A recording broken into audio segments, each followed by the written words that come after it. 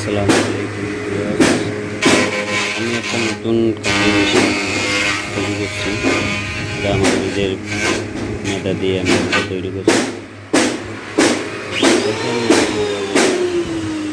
কাঠ দিয়ে তৈরি করলাম।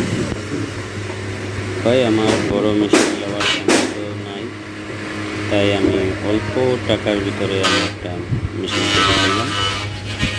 হ্যাঁ, আলহামদুলিল্লাহ এখন মেশিন দিয়ে কাজ করতে পারি ভালো। আওয়াজটা একটু হচ্ছে বেশি।